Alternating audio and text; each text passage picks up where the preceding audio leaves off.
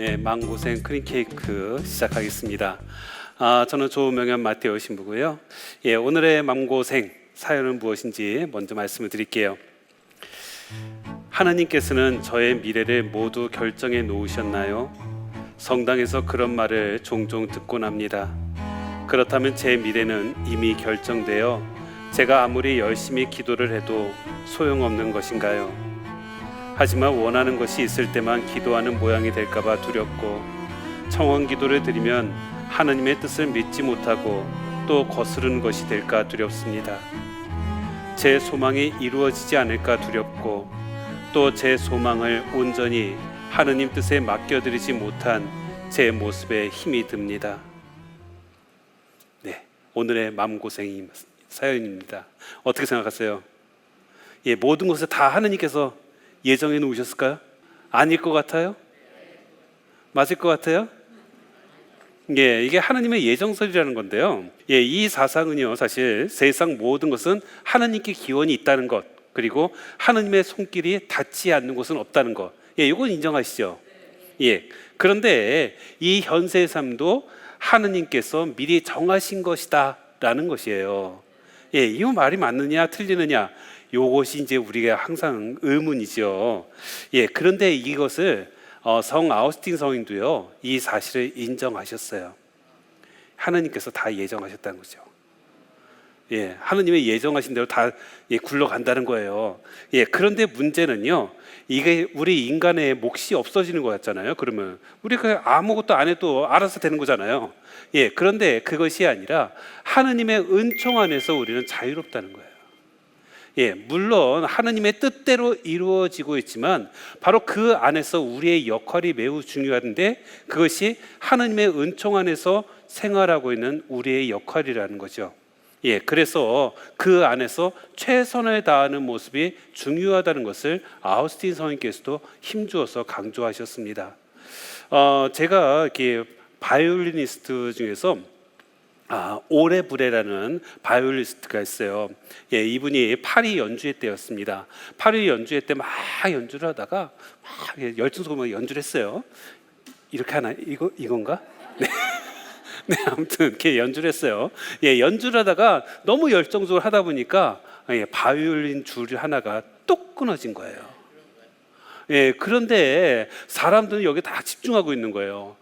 그래서 이 오레브레가 어떻게 했느냐면은 거기서 멈춰서 아유 죄송합니다, 바이올린 줄이 끊어졌어요, 다시 하겠습니다 라고 말하지 않고 사람들의 그 분위기를 그대로 이끌어서 세 줄로만 바이올린 현을 켰대요. 그래서 사람들은 그 모습에 더 큰 감동을 받았다는 거예요. 이렇게 바이올린 줄이 끊어졌음에도 불구하고 포기하지 않고 열정적인 모습을 쭉 간직하는 그 모습에 사람들은 더 큰 감동을 받았다고 이야기를 합니다. 그리고 사람들한테 더 큰 박수를 받았던 것은 당연하겠지요. 바로 이 모습을 보면서 우리가 함께 생각해 볼 것이 참 많은 것 같습니다. 바로 주님께서는 우리가 포기하지 않고 어떻게든 하는 모습, 이것을 원하시거든요. 앞서 말씀드렸듯이 하나님의 예정서를 떠올려 보자고요. 그렇다면 오레브레의 그 바이올린 줄이 끊어지는 것이 하나님의 뜻일까요?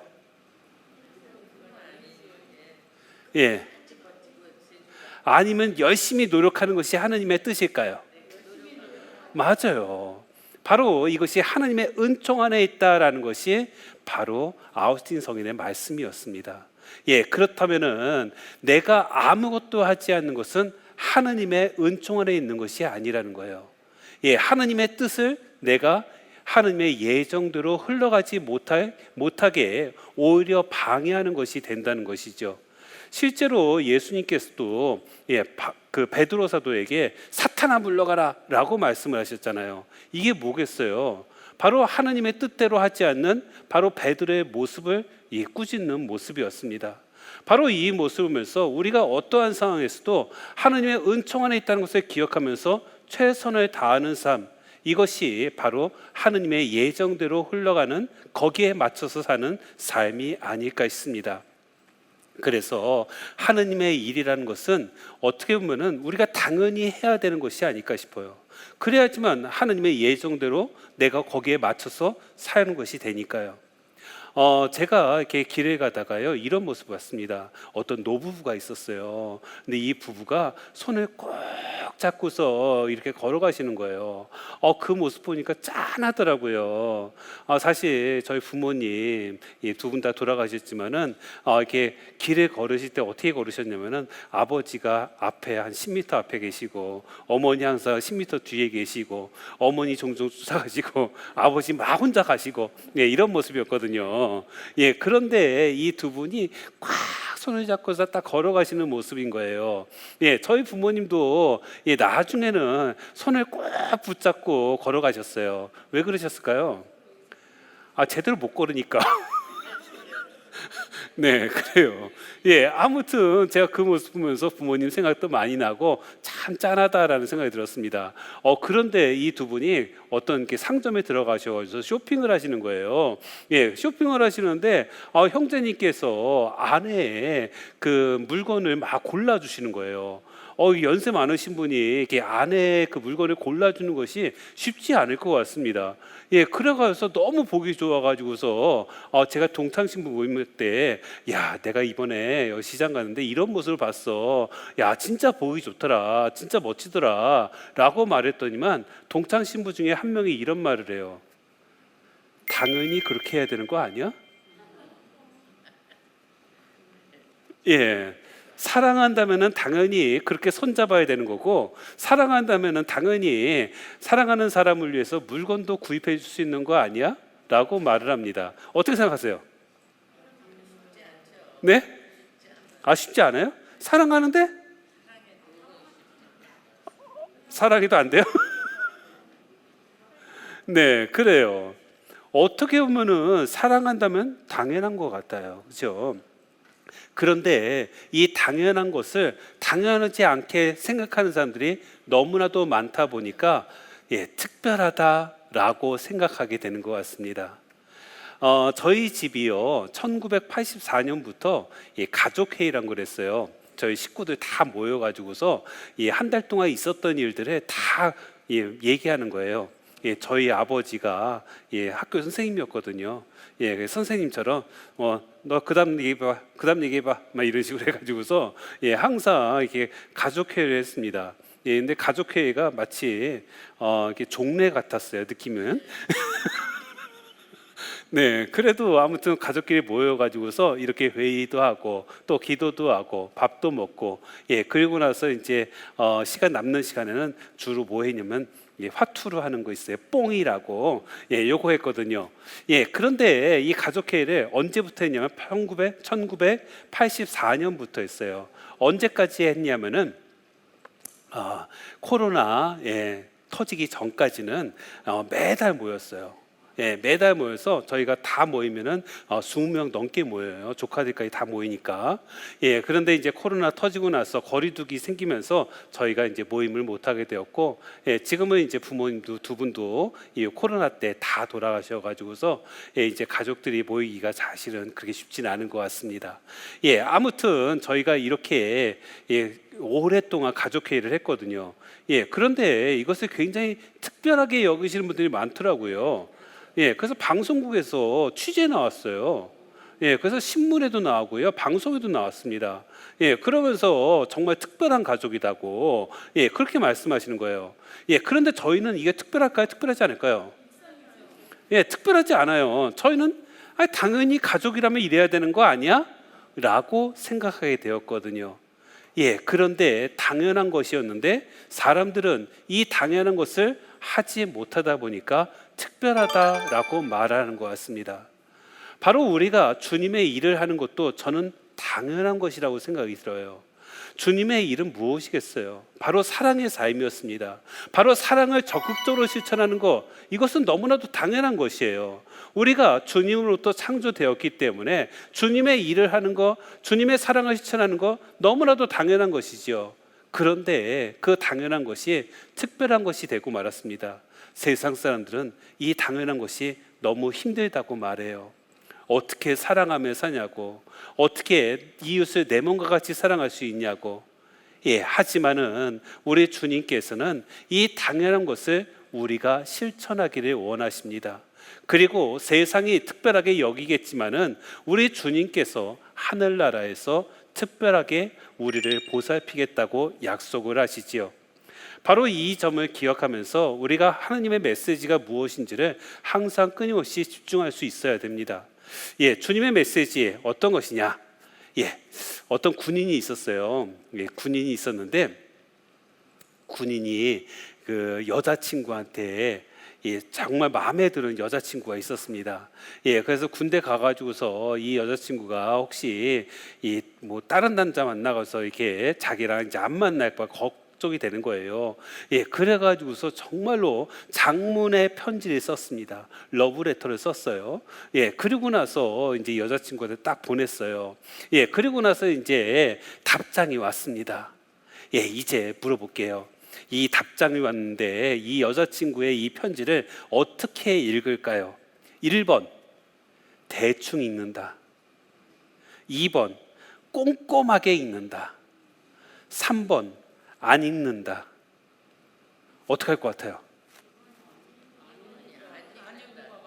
안 읽어요? 3번 안 읽는다? 왜요? 위험해서? 혹시나? 어떻게 해야 될까요? 그래도 꼼꼼하게 읽어보지 않겠습니까? 사랑하는 사람이 쓴 건데, 대충 보진 않을 것 같아요. 그죠? 그런데 바로 이 친구가 꼼꼼하게 읽을 수밖에 없겠죠. 제가 이 점을 말한 이유가 있어요. 우리가 사랑의 메시지는요, 꼼꼼하게 읽을 수밖에 없어요. 사랑하는 사람이 나에게 전해준 메시지를 어떻게 우리가 대충 읽을 수 있겠어요? 사랑하는 사람이 나에게 보내준 메시지를 내가 읽지 않고 그냥 팽개칠 수가 어떻게 있겠습니까? 바로 사랑하기 때문에 바로 그걸 받고서 너무나도 기뻐하면서 첫 줄부터 꼼꼼하게 다 읽어볼 거예요. 그리고서 이 단어를 왜 썼을까? 이 단어는 무슨 뜻이지? 하면서 굉장히 여러 가지 생각들을 할 수밖에 없을 거예요. 그렇지요? 그렇다면은 우리 주님께서도 우리에게 메시지를 남기시거든요. 그게 뭐냐면은 바로 성경이라고 말합니다. 바로 성경을 하느님의 러브레터라고도 말을 합니다. 바로 주님께서 우리를 너무나도 사랑하시기 때문에 우리에게 사랑의 편지를 성경에 담아서 전달해 준다는 거예요.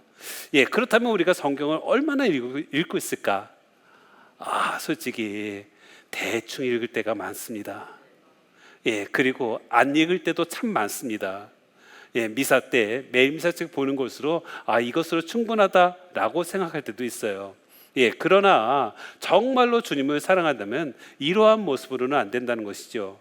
그렇지 않으면 주님의 메시지를 제대로 알아볼 수가 없을 것 같아요. 저도 요즘에도 계속해서 성경을 읽어요. 읽다 보면은 예전에 미처 발견하지 못했던 단어들을 많이 발견하게 됩니다. 그래서 제 성경책 보면 대부분이 다 이렇게 줄이 거져 있어요. 형광펜 같은 거 찍찍하면서 봅니다. 그런데 그 이유가 그런 형광펜으로 칠한 것들이 많아지면 많아질수록 주님의 새로운 점들을 더 많이 발견할 수 있게 되는 것 같아요. 그래서 여러분들도 성경을 통해서 주님의 메시지를 끊임없이 받아들일 수 있었으면 좋겠어요. 바로 이 주님의 메시지를 받아들이다 보면은 우리가 욕망이 생기게 됩니다. 욕망 뭘까요? 이 욕망 있으면 안 되는 걸까요? 사실 욕망이라는 건 되게 필요합니다. 욕망은 뭐뭐 하고 싶다, 무엇을 하고 싶다, 그런 마음이 아닌가 싶어요. 그래서 이 욕망이 굉장히 중요하다는 것을 이게 미국의 나폴레옹 힐이 이런 말을 했어요. 만일 욕망이 있다면 이룰 수 있는 능력도 있는 것이다.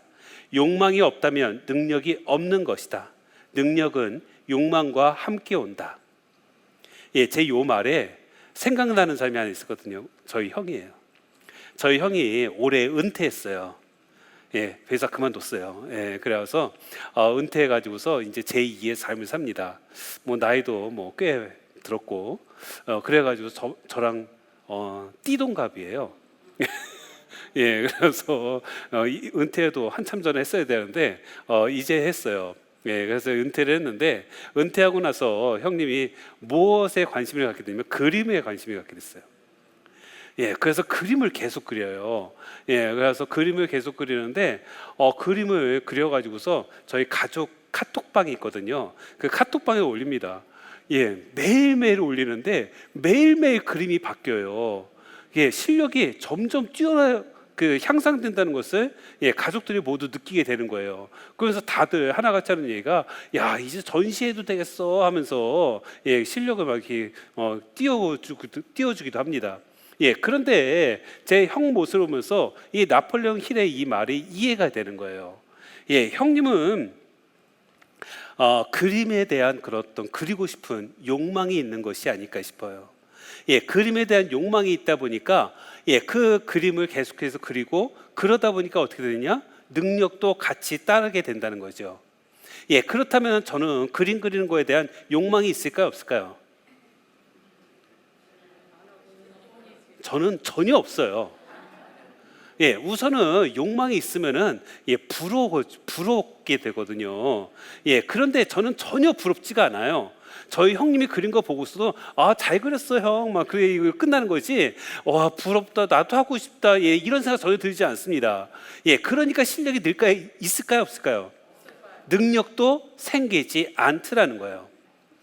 여러분들 에베레스트 산 있잖아요. 에베레스트 산 처음 오른 사람이 힐러리 누구죠? 힐러리 경이에요. 영국의 힐러리 경이었습니다. 그 에베레스트 산에 처음 오른 사람이 힐러리 경인데 이 힐러리 경이 사실은 산을 어떻게 오르는지 전혀 몰랐다고 그래요. 그런데 저 산에 가고 싶다라는 욕망을 가지고 되었다는 거예요.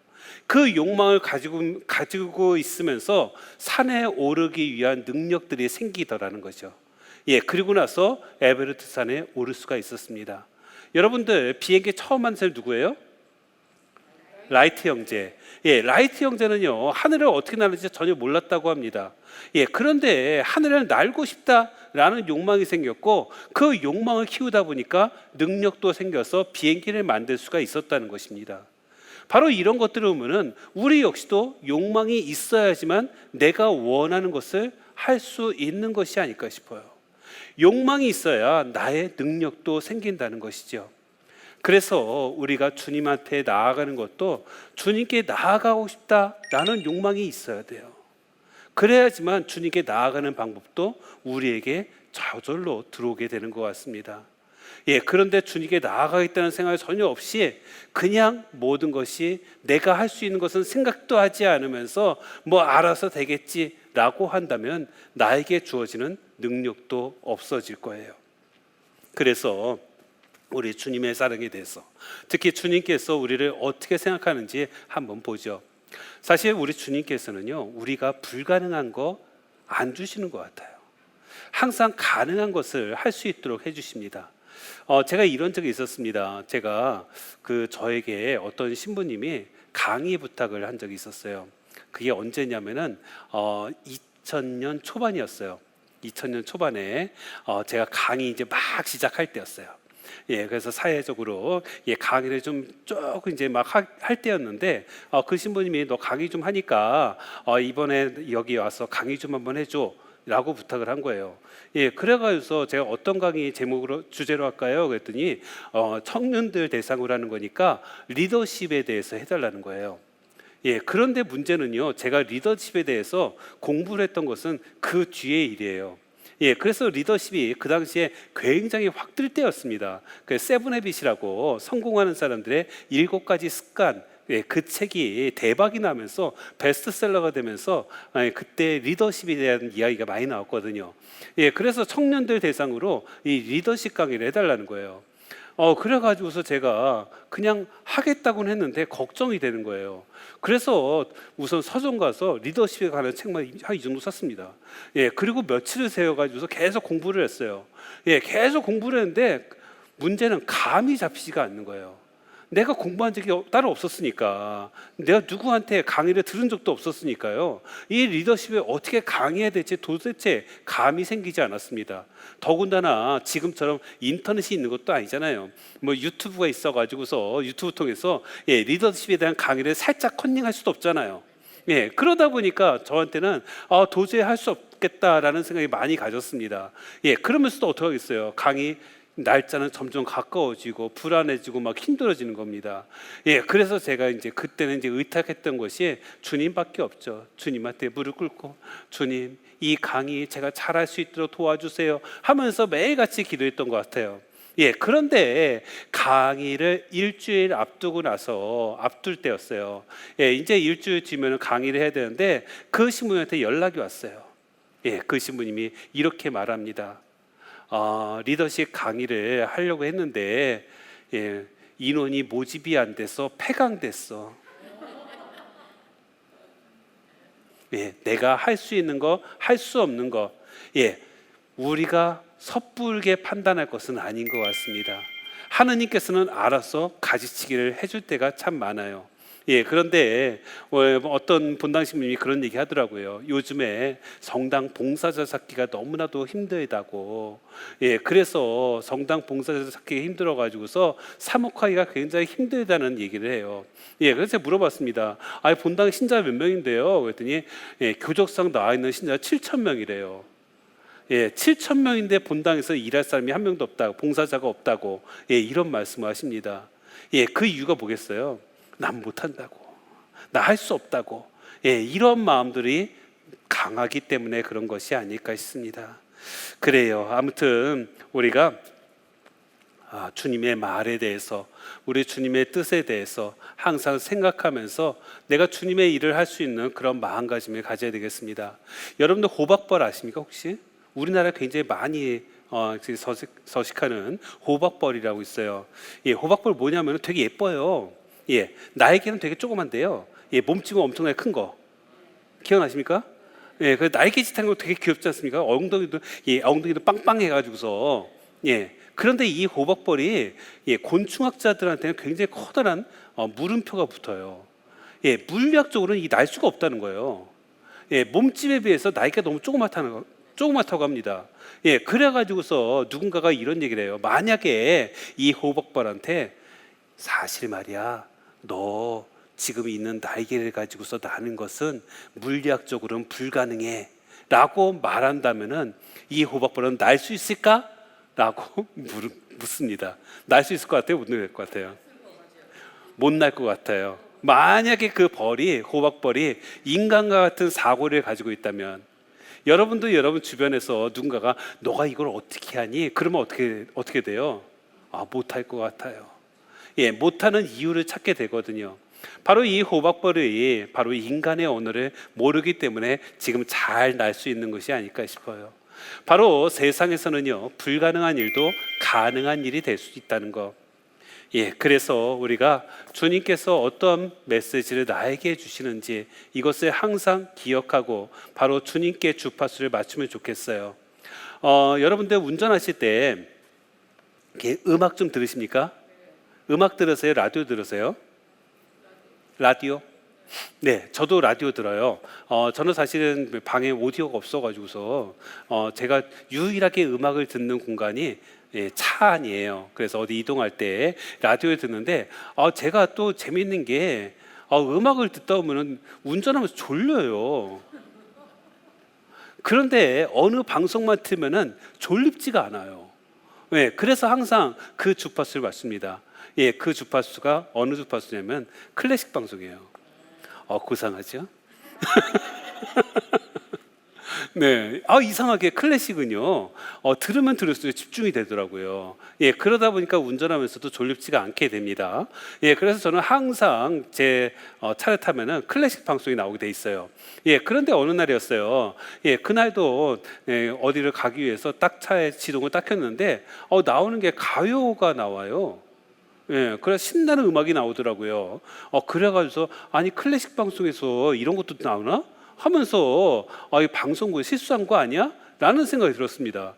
그러면서 이제 계속 가고 있다가 딱 봤어요. 딱 봤더니만 다른 방송국이에요.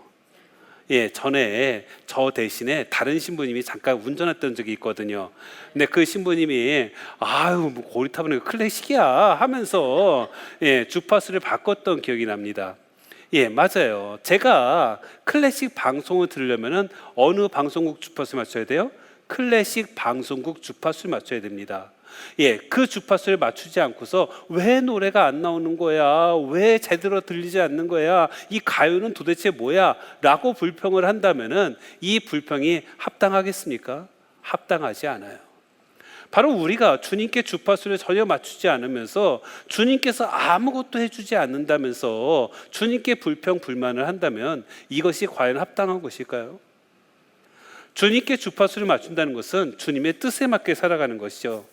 바로 주님께서 사랑의 삶을 끊임없이 얘기하셨듯이 우리가 거기에 주파수를 맞추는 삶을 살 때 우리는 내게 정말로 필요한 것을 얻을 수가 있습니다. 그래서 우리가 가지고 있는 것에 집중하는 것, 예, 그것이 주님께 집중할 수 있는, 주님의 주파수를 맞출 수 있는 비결이 아닐까 싶어요. 2014년도 소치 패럴림픽, 예, 거기에 폐회식과 2018년도 평창 동계 패럴올림픽 때 그때 크로키 수목화를 보였던 화가가 있어요. 석창호 화가라고요. 예, 그러면서 예, 그 폐회식 때 이 멋지게 이제 수묵화로 이렇게 크로키를 막 그리는 거예요. 예, 그러면서 맨 끝에 이제 다 그렸다고 낙관을 찍잖아요. 낙관을 찍는데 발바닥 있잖아요. 딱 해가지고서 꽝 찍습니다. 예, 예, 보통 낙관을 찍을 때 뭐 이렇게 낙관 찍잖아요. 예, 그런데 이 사람은 자기 발바닥을 가지고서 낙관을 딱 찍는 거예요. 되게 특이했어요. 예, 그런데 이분이 발로 낙관을 찍을 수밖에 없는 이유가 있습니다. 왜냐하면은 이분은 양손이 없거든요.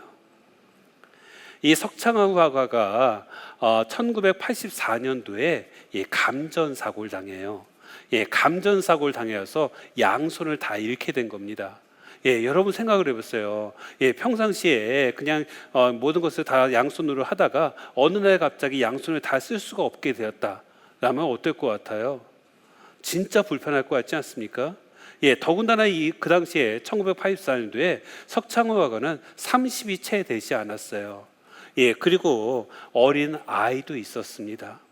예, 그리고 자기가 가장으로서 생활을 했어야 됐어요. 예, 그런 상황에서 양손을 다 잃었으니까 그때 얻게 된 상실감이 얼마나 컸겠습니까? 그래서 석창호 화가가 이제 집에 왔어요. 집에 왔는데 그 어린 딸아이가 아빠한테 와가지고 아빠한테 그림 그려달라고 막 그런 거예요. 예, 그래가지고 아빠가 아빠한테 그림 그려달라고 했는데 문제는 아빠가 팔이 있어요, 없어요? 없는 거예요. 예, 그래가지고서 예, 그 어린 딸아이가 엄마한테 달려갑니다. 엄마한테 달려가서 자기 그림 그려달라고. 예, 그래가지고서 이제 어떻게 하냐면은 그 그려달라는 게 참새를 그려달라는 것이었어요. 그래서 그때 석창호 화가가 내가 그려주겠다고 얘기를 합니다. 양손이 없으니까 어떻게 해요? 양손에다 의수를 껴요. 의수를 껴가지고서 의수로 그림을 그리기 시작을 합니다. 예, 그래서 참새를 그때 3일에 걸쳐서 한 마리를 그렸대요. 그것이 시작이 되어서 수묵 크로키 화가로서 이름을 날리게 되었어요. 예, 이제는 사람들한테 존경을 받고 사람들한테 사랑을 받고 꽤 많은 작품을 남겼습니다. 예, 어떤 분이 이런 질문을 던졌어요. 만약 신이 당신에게 다시 팔을 준다면 어떻게 하시겠습니까? 예, 어떨 것 같아요? 다시 팔을 준다면. 예, 예, 석창호 화가는 이렇게 말씀하셨어요. 안 받아요. 내가 양팔과 헤어진 것이 운명이라면 의수로 그림을 그리게 된 것은 바로 숙명입니다. 예, 그래요. 바로 이 석창호 화가는 자기가 받은 것, 자기가 가지고 있는 것에 집중하고 있다는 것을 알 수 있습니다. 그렇기 때문에 바로 지금 자기의 삶에 대해서 만족할 수 있었던 것이죠. 바로 이렇게 마음이 흔들리지 않는 삶, 바로 이런 삶을 살기 위해서는 어떻게 해야 될까요? 만약에 여러분들 여기 세숫대야 하나가 있다고 생각해 보세요. 예, 세숫대야 보이시죠? 여기 세숫대야 있는 거. 예, 예, 세숫대야 있어요. 예, 이 세숫대 아래에 이 맑은 물이 가득 차 있습니다. 예, 가득 차 있어요. 예, 어때요? 보이십니까? 좀 무거워 보여요? 예, 예, 제가 힘 세니까 들 수 있어요. 예, 이렇게 물이 있어요. 예, 그렇다면 제가 이렇게 해서 딱 비추면은 제 얼굴이 물에 비칠까요? 안 비칠까요? 네? 좀 더 갈까요? 비칠까요? 안 비칠까요? 네? 위에 놓으면 안 나요? 놓을까요? 바닥에다? 네, 바닥에 놓고서 볼게요. 비칠까요? 안 비칠까요? 네, 비쳐요. 네, 그래요. 분명히 내 모습을 볼 수가 있을 거예요. 예, 그런데 만약에 내가 들고 있으면서 예, 가만히 있으면 그때도 역시 내 모습을 비친 내 모습을 볼 수 있을 거예요. 그런데 내가 손에 막 수전증 있는 환자처럼 막 떨고 있다고 생각해 보세요. 물이 막 튀고 있어요. 비칠까요? 안 비칠까요? 예, 절대로 볼 수 없을 거예요. 바로 내 마음의 상태가 이런 것이 아닐까 싶어요. 내 마음의 상태가 흔들리고 있으면은 나를 제대로 바라볼 수가 있거든요. 나를 제대로 바라볼 수 없다는 것은 나와 함께 하시는 주님도 볼 수 없어요. 그러다 보니까 더 힘들 수밖에 없는 거예요. 주님께서 나에게 모든 사랑을 다 주시고 나를 지켜주시고 힘을 주시는데 내 마음이 계속 흔들리고 있으면은 바로 주님을 볼 수 없으니 바로 주님 안에서 힘을 얻을 수가 없는 것이지요. 우리가 도저히 살기 힘들다라고 말씀하신 분도 굉장히 계십니다. 그리고 죄로 기울어지는 것을 너무나도 당연하게 생각하시는 분도 계세요. 그 모든 분들이 마음이 흔들리고 있는 중이 아닐까 싶어요. 그래서 마음이 흔들리고 있을 때는 제대로 살기 힘들다는 것, 그래서 이때 필요한 것이 마음을 잔잔하게 하는 것, 그래서 피정이 필요해요. 그래서 기도가 필요하고 묵상이 필요합니다. 하느님 안에서 온전하게 머물 수 있는 시간이 필요하다는 거죠. 사실 예수님도요, 하느님이시니까 기도가 필요하지 않을 것 같아요. 그죠?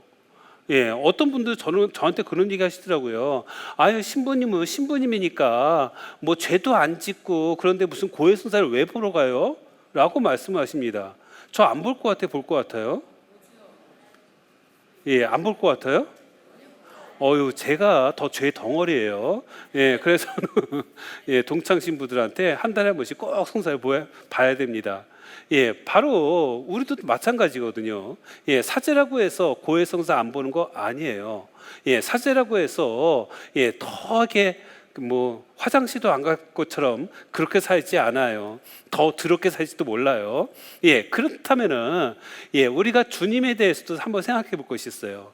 주님께서 왜 예, 그렇게 바쁜 생활을 뒤로 하고서 밤에 홀로이 산에 가셔서 기도하셨을까?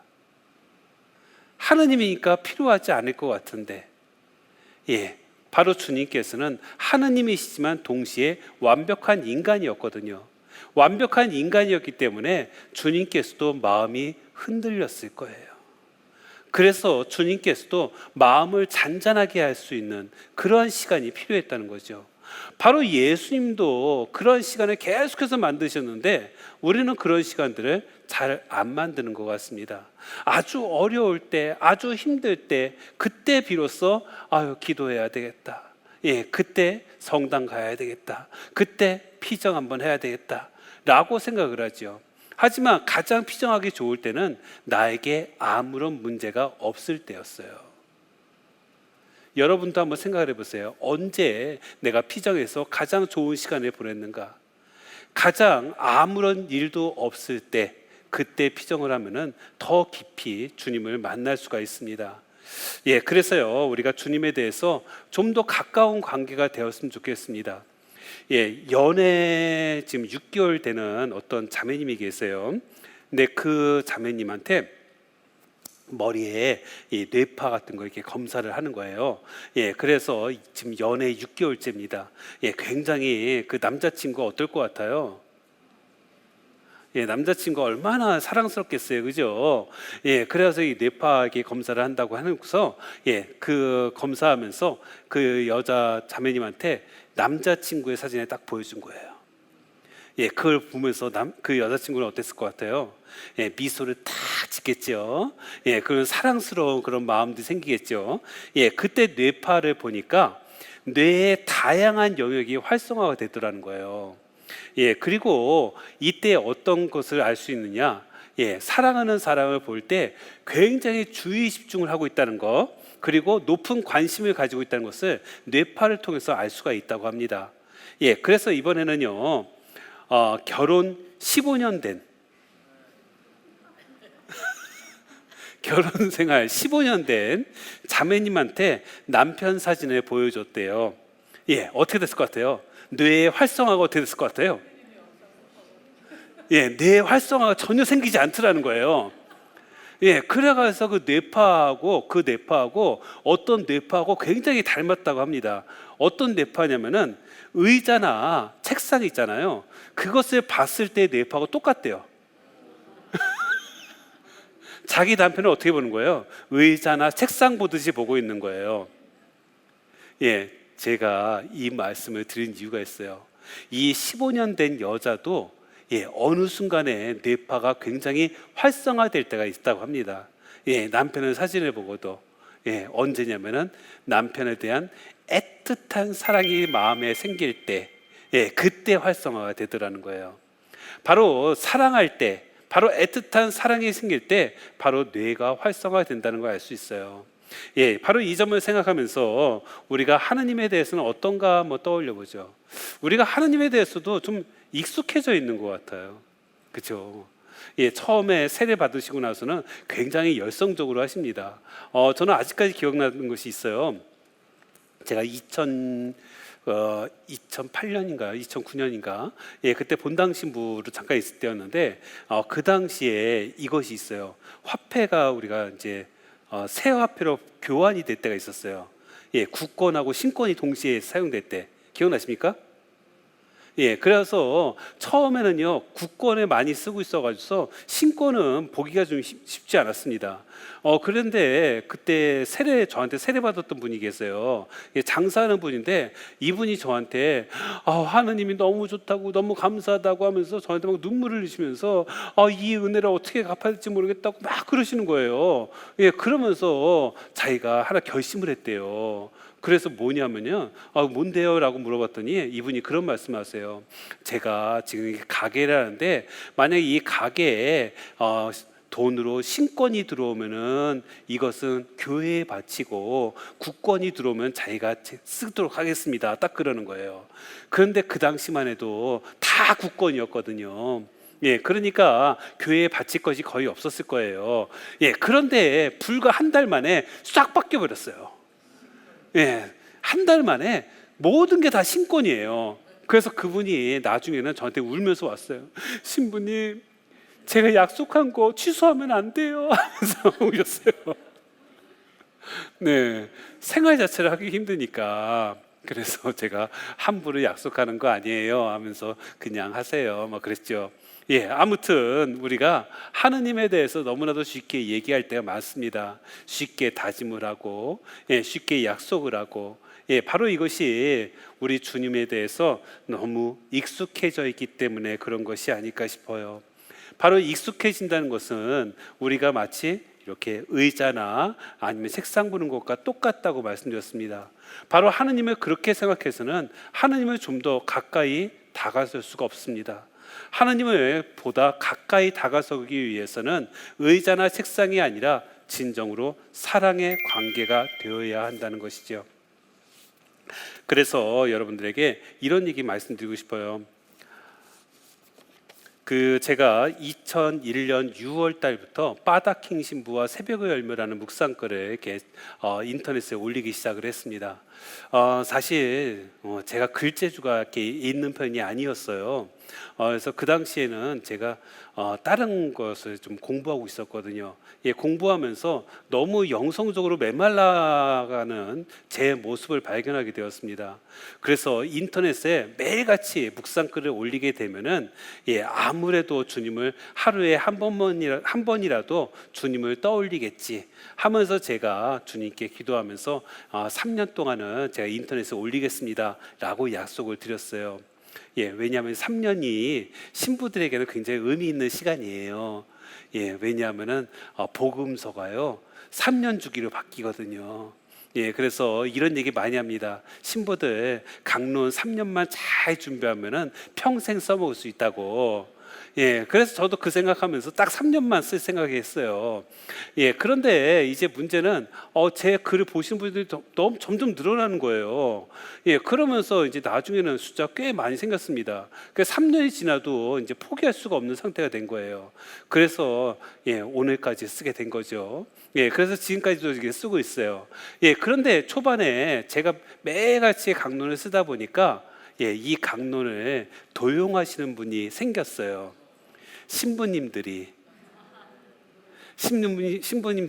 그 당시만 해도 인터넷에 신부님들 강론이 그렇게 많이 올라오고 있지 않았거든요. 그런데 신부님들이 새벽 미사 같은 경우에 어떻게 하겠어요? 새벽 미사 강론 쓰기 힘들 때 제 글 보고서 그것을 도용해서 강론을 하신 분들이 종종 있었던 것 같습니다. 제가 어떻게 하냐면은 저한테 신고가 들어와요. 우리 본당 신부님이 신부님 이 강론 그대로 뺏겨서 강론했다고 이렇게 신고를 합니다. 그래서 제가 이제 알게 되었습니다. 그 얘기를 듣고 나서 사실 처음에는 제가 좀 고민을 많이 했어요. 왜 그 신부님은 내 글을 이렇게 아무 얘기 없이 이렇게 도용했을까라고 생각을 했는데 좀 생각해 보니까 제가 너무 부끄러웠어요. 우선은 여러분들 성경 말씀 한 번 읽고 끝내요? 아니면 계속 읽어요? 한 번 읽고 끝이에요? 계속 읽어도 새롭지 않습니까? 그렇죠? 왜 그럴까요? 아까도 말씀드렸듯이 하느님의 러브레터니까, 하느님의 소중한 말씀이니까, 그 말씀이 너무나도 소중하기 때문에 그 말씀은 아무리 읽어도 지루하지가 않고 나에게 피와 살이 된다는 것을 알 수가 있습니다. 그리고 여러분들이 정말로 좋은 책들을 보게 되면은 그 책을 간직하려고 합니다. 그죠? 그리고 한 번 보고서 끝내는 것이 아니라 또 나중에 또 보려고 또 소중하게 간직을 해요. 그렇죠? 좋은 글이란 것은 이렇습니다. 그런데 제 글에 대해서 불평불만을 하신 분이 생긴 거예요. 그죠? 우리 본당 신부님이 신부님 글을 가지고서 이렇게 도용한다고. 그런데 잘 생각해 보세요. 저희 인터넷 안에서 한번 보시고, 그 다음에 신부님이 또 그것을 그대로 읽어줘요. 2번 보는 거예요. 그런데 그게 마음에 들지 않아서 막 화를 내십니다. 그런데 좋은 글이라면 화를 내겠어요? 결국은 제 글이 형편없었구나 라는 것을 반성할 수 있었어요. 그래서 그분한테 제 글이 얼마나 형편이 없었으면은 이렇게 신부님이 다시 한번 읽었는데 거기에 대해서 그렇게 나쁜 마음이 들으셨습니까? 제가 더 열심히 잘 쓰도록 하겠습니다 라고 말씀을 드렸던 적이 있습니다. 그리고 그 뒤로는 제 글에 대해서는 저작권을 주장을 하지 않았어요. 그래서 제 글은 공개적인 글이니까 마음대로 퍼가서 쓰셔도 됩니다 라고 말씀을 드렸습니다. 그래서 제 글이 이곳저곳 퍼져서 나르는 이유가요, 제가 일부러 다 나르는 것이 아니라 다 알아서 퍼서 나르는 거예요. 바로 이런 이유가 있어요. 그런데 잘 생각해 보면은 하늘 아래 새로운 것이 없다라고 말을 하죠. 하늘 아래 주님의 손길이 닿지 않는 것이 있을까요, 없을까요? 없어요. 그렇다면은 제가 쓰고 있는 이 새벽을 열매라는 묵상글 역시도 바로 주님의 메시지란 말이죠. 그렇다면 제가 여기에 대해서 저작권을 주장할 수 있을까요, 없을까요? 없어요. 저작권은 누가 주장해야 될까요? 맞아요. 주님이 주장하셔야지. 당신 말씀 가지고 얘기하는데 제가 거기에 대해서 저작권을 주장한다는 것 자체가 말이 안 되죠. 그러면서 제가 묵상했던 게 뭐냐면은 내 것이라는 거, 내 것이라고 생각하면은 나눌 수 있는 것이 없어요. 내 것이라고 하면은 나만 가져야 돼요. 그런데 주님 것이라고 생각하면 나눠지게 돼요. 주님 것이라고 생각하면은 내 것이 아니니까 충분히 나눌 수가 있더라는 것입니다. 우리가 이 세상 안에서 잘 나누지 못한다는 것, 바로 내 것이라는 생각이 너무나도 강하기 때문에, 바로 주님 것을 전혀 생각하지 못하기 때문에 그런 것이 아닐까 싶습니다. 그래서 우리가 하느님께서 항상 사랑을 주신다는 것을 기억하면서 우리 일상 삶 안에서 그 사랑을 내 몸뚱아리로 어떻게 실천할 수 있을 것인지를 한번 떠올려 보죠. 우리 주님께서는 그러한 능력을 이미 다 주셨습니다. 그래서 우리 현대인에게 죽음의 원인 1위가 뭐냐면은 뭐 같아요? 죽음 원인 1위 교통사고? 아니에요. 바뀌었어요. 암이에요. 암. 암이 지금 현재 현대인의 죽음 1위라고 합니다. 그런데 이렇게 암에 걸리게 되면은 항암 치료를 받게 되잖아요. 그런데 이 항암 치료를 받는데 우리 몸 안에 항암제가 이미 있다고 합니다. 우선 첫 번째가 세로토닌이라는 호르몬이 있대요. 이 세로토닌이 어떤 때에 얻게 되냐면 편안함을 느낄 때. 편안할 때가 언제 있어요? 잠잘 때. 그 또 어디 좋은 곳 갈 때. 그렇죠? 맛집 갈 때. 그렇죠? 그리고 좋은 소식 들을 때, 기쁜 소식 들을 때, 그리고 좋아하는 음악을 들을 때, 이때 편안함을 느끼게 된다고 합니다. 이 세로토닌은 어떤 것을 우리에게 주냐면은 마음의 긴장, 불안, 마음의 긴장을 풀어주게 하고요. 그 다음 불안을 완화시켜주고요. 혈압이 안정된다고 합니다. 굉장히 좋죠. 따라서 어떻게 되겠어요? 편안함을 느낄 수 있도록 우리가 항상 내 마음 조절을 해야 되겠다라는 생각을 할 수가 있어요. 맛집도 갈 필요가 있네요. 그죠? 그리고 엔돌핀이라고 있어요. 엔돌핀이라는 호르몬이 있습니다. 이 엔돌핀은요, 커다란 기쁨을 느낄 때 그때 생기는 호르몬이 엔돌핀이에요. 이 엔돌핀은 진통제 효과를 낸다고 하죠. 그래서 우리가 먹고 있는 그 진통제보다 200배의 효과를 가지고 있다고 합니다. 그래서 실제로 이런 경우 있었어요. 어떤 분이 암에 걸렸는데, 그 코미디 프로 있잖아요. 텔레비전에서 코미디 프로를 보면서 억지로 계속 웃었다고 합니다. 하하하하하 막 웃었대요. 그 결과 그래서 진통이 없어지면서 실제로 치유도 되었다는 얘기도 있어요. 바로 이렇게 웃을 때. 그래서 우리가 많이 웃으면은 이 엔돌핀이 많이 나온다고 합니다. 첫 번째가 뭐였어요? 편안함을 느끼고, 두 번째는 많이 웃기. 세 번째는 다이돌핀이라고 있어요. 이 다이돌핀은 감동할 때예요. 감동할 때 얻게 되는 호르몬으로요, 암을 하루아침에 없앨 수 있는 아주 놀라운 효과를 볼 수가 있다고 합니다. 그래서 감동할 때 어떤 때겠어요? 여러분도 이런 경우 있지 않습니까? 뭐 어떤 분이 기적 체험을 했다. 그래서 무슨 어떤 기도회 가서 막 했는데 자기가 기적 체험을 했다. 막 그런 얘기 들으신 적 있죠? 바로 이것이 다이돌핀이라는 호르몬이 생겼을 때 가능하다고 합니다. 바로 우리가 신앙인들은 더욱더 이 감정을, 이 호르몬을 얻을 수가 있다는 것이죠. 그리고 네 번째가 도파민이에요. 이 도파민은 언제 생기냐? 사랑할 때. 그래서 이 도파민 호르몬은 몸 전체의 유전자를 활성화시키고 혈액순환으로 얼굴을 밝아지게 한다고 합니다. 그래서 여러분들 이런 얘기 있잖아요. 사랑하면 어떻게 된다고요? 예뻐진다고요. 얼굴이 뽀해지니까.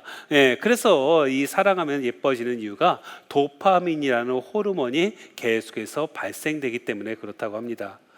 그렇다면은 편안함을 느끼는 거, 큰 기쁨을 느끼는 거, 감동하는 거, 사랑하는 거, 불가능한 거예요? 가능한 거예요? 가능하다는 거예요. 그리고 그것이 어디 있어요? 외부에서 내가 얻어야 되는 거예요? 아니에요. 내 안에서 이미 있다는 거예요. 바로 우리 모두는요, 하나님께서 이렇게 창조하셨다는 거죠. 바로 하나님께서 이렇게 당신의 사랑으로서 우리가 이 세상을 잘 살 수 있도록, 그래서 당신 뜻에 맞게 당신의 예정대로 우리가 살아갈 수 있도록 우리를 만드셨다는 것을 우리가 잊어서는 안 될 것 같습니다. 특별한 사람에게만 주어지는 것이 아니라 모두에게 주어진다는 것. 그래서 우리가 잊지 말아야 될 것은 이 하나님의 뜻이 어떻게 이루어지는지 이것을 떠올려 볼 필요가 있어요. 우리는 내가 원하는 대로 해주는 하나님을 찾거든요. 그죠? 내가 뭐 배고프다 그러면 이 배고픔을 해결해 줄 수 있는 하느님, 이거 찾습니다. 그런데 하느님은요, 이런 하느님이 아니라 바로 내가 필요한 것을 해주시는 하느님이에요. 내가 원하는 것이 아니라 내가 필요한 것을 해주시는 하느님. 그래서 지금 나에게 주어지는 상황이 내 마음에 들지 않을 수도 있어요. 하지만 나에게 필요한 것을 주시는 하느님이기 때문에 언젠가는 이것이 하느님의 뜻에 맞춰서 흐르고 있음을 깨닫게 되는 것 같습니다. 이 점을 기억한다면 우리가 주님과 함께 한다는 것, 이 삶이 얼마나 나를 행복하게 만드는지를 비로소 알 수가 있다는 것이죠. 그래요, 오늘은 하느님과의 관계에 대해서 여러분에게 말씀을 드렸습니다. 하느님의 뜻대로 분명히 흘러가고 있어요. 그런데 그 안에서 가장 중요한 것은 무엇이다? 나의 노력이라는 것. 하느님께서 이미 나에게 주신 그 모든 것들을 내 안에서 잘 활용할 수 있도록 노력하는 것, 이것이 하느님과 함께 사는 비결이 아닐까 있습니다. 오늘도 주님 안에서 모두들 기쁘고 행복하시길 바랍니다. 감사합니다.